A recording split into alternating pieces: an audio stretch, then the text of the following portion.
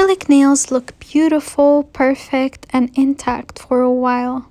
And you won't have to worry about painting your nails for a few weeks until you have to fill them in from the bottom. However, the way they affect your nails is very unfortunate. They become super weak and brittle, and they will start breaking very quickly.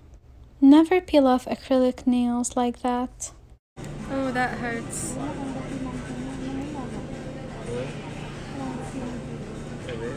This hurts. Yeah. Let's shave this off. It's okay, right? Yeah, it hurts when you try to remove Leave it there.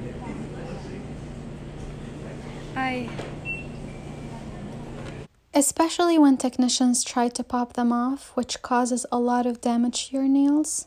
In this case, he didn't get the gist. He kept trying and trying and trying, although I expressed that I was feeling pain and it was uncomfortable. But next time I should be more straightforward and I should say stop and don't keep going. There's the cultural difference that makes it more frustrating for the nail technician as well as the customers to express what they exactly like.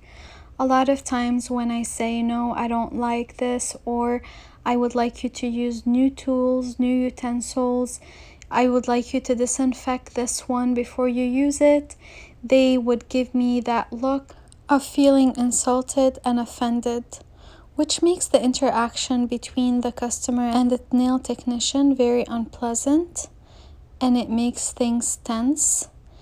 And the nail technicians start talking in a foreign language between each other, which of course from the body language and the tone of the interaction you can tell that they're not happy. But at the same time, I mean, it's all about customer satisfaction, especially when the customer has their own health concerns when it comes to safety and being treated respectfully, as well as nail technicians using the best measures to protect health, as well as making the customer comfortable and making them feel welcome. This is why I avoid going to nail salons, because I dislike the fact that I have to reiterate things every single time.